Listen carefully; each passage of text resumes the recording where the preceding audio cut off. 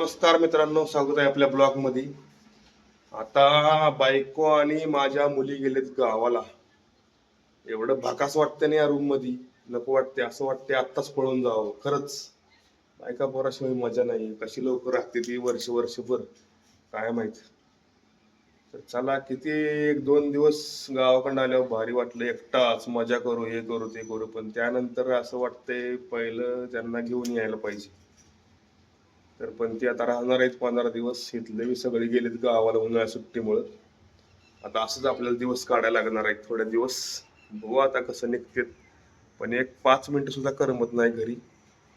घर सगळं असं सुनसान वाटतंय, काय सांगायचं तुम्हाला.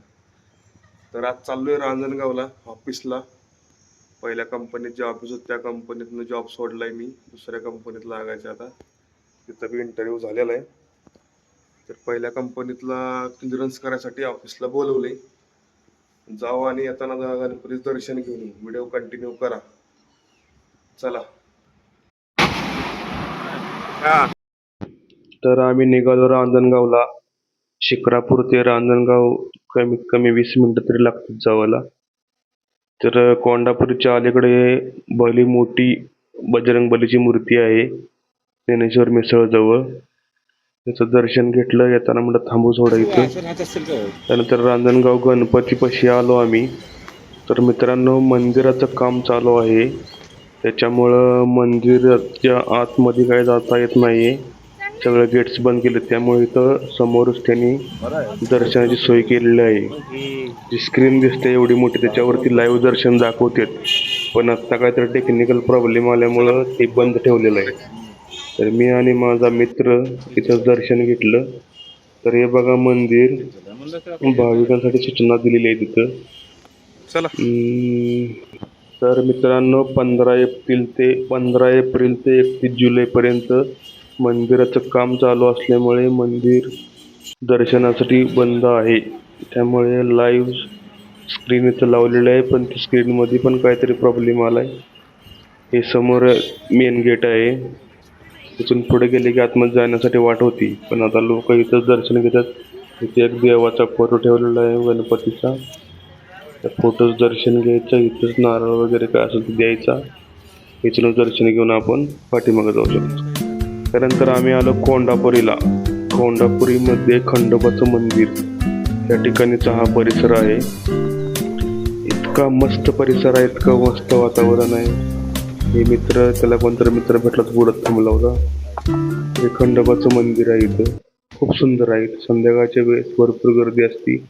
तर इथं गावकऱ्यांनी एक नंबर सोय केलेली आहे. लहान मुलं जर तुम्ही घेऊन आला संध्याकाळच्या वेळेस, आता ऊन आहे, उन्हामुळे काय आता जास्त लोक इकडे येत नाही, पण संध्याकाळचे भरपूर लोक असतात तिथं. असं लहान मुलांना खेळण्यासाठी बऱ्याच ऍक्टिव्हिटीज आहेत तिथं. झोका आहे, बरेच काय काय आहे. हे बघा, तुम्हाला बघू शकता काय काय ऍक्टिव्हिटीज आहेत त्या. आणि इथं संध्याकाळचा व्यायाम करायला पण लोकांना केलेला आहे. हे बघा, झोका, मस्त मजबूत झोका आहे. तुम्ही मोठी लोक पण याच्यावरती खेळू शकता. हे बघा, ट्रॅक बनवलाय रनिंग साठी. त्याला म्हटलं चल रे बाबा, ऊन लागते, दर्शन घेऊ महादेवाचं, खंडोबारायाचं, सॉरी, इकडून खंडोबा बघू वाटलं. महादेव एकच आहे. तर महादेवाची पण भव्य अशी मूर्ती आहे. इथं आलो आतमध्ये आम्ही. हे बघा, इथं तुम्हाला प्रत्येक प्रकारची फुलं तुम्हाला पाहायला भेटतील.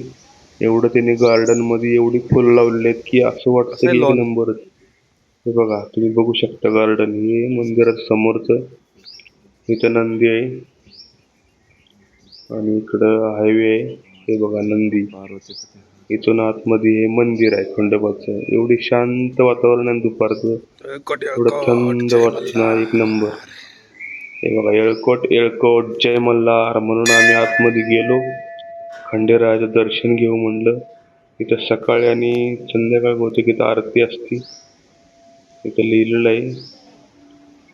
तर बघा, खंडोबारायाचं दर्शन घ्या. येळकोट येळकोट जय मल्हार. हे बघा, इथं त्याच्या खाली महादेवाची मूर्ती आहे आणि वरती खंडोबाराया आहे, खंडेराया.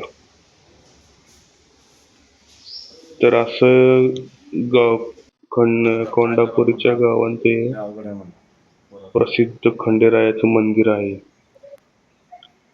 इकडं बाजूला बघा गार्डन वगैरे इथं मस्त. तुम्ही इथे एकदा आला ना तर सारखं सारखं येण्याची इच्छा तुम्हाला इथं होणार, कारण एवढं सुंदर बनवलेलं आहे इथं मंदिर. दर्शन घेतलं, साईडला तुम्हाला पाणी वगैरे प्यायची सोय केलेली आहे. हे बघा तिकडं महादेवाची मूर्ती दिसते तुम्हाला मोठी. तर रांजणगाव वरून आम्ही रिटर्न येताना इथं मंदिरात आलो होतो. इथं म्हणलं पाण्याची सोय दर्शन केलेली घेऊन प्यायला जावं एक आलोय तर. नंबर. हे बघा पाण्याची सोय केलेली आहे इथे पिण्यासाठी, थंड पाणी आहे.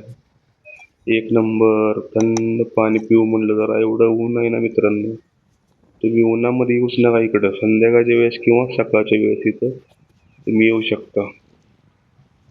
आणि साईडला तिकडं एक मोठं भलं मोठं तळ आहे. पावसाळ्यामध्ये इथं तळ्यात जेव्हा ओव्हरफ्लो होतं त्यावेळेस साईडनं ज्या सांडातून पाणी पडतं ना त्यावेळेस तुम्ही यायला पाहिजे. एक नंबर वाटतं. हे बघा मंदिर किती सुंदर बनवलेलं आहे. एक वेळेस इथं नक्की भेट द्या मित्रांनो. रांजणगाव साईडला जर तुम्ही आले, पुण्याहून मला वाटते 40-85 किलोमीटर आहे अंतर. शिक्रापूर आणि रांजणगावमधून जवळ आहे कोंडापुरी. तर आम्ही इथून मंदिरातून बाहेर पडलो जरा पळालो, कारण पायाला चटके बसत होते. हे बघा तळ आहे, साईडलाच तळ आहे इकडं. सध्या उन्हाळ्यामुळे याचं पाणी कमी झालंय, पण पावसाळ्यात ते फुल भरलेलं असते. हे बघा फुल जिथं तुम्हाला दगडावरती पांढरा पट्टा दिसतो ना तिथपर्यंत तळ फुल भरलेला.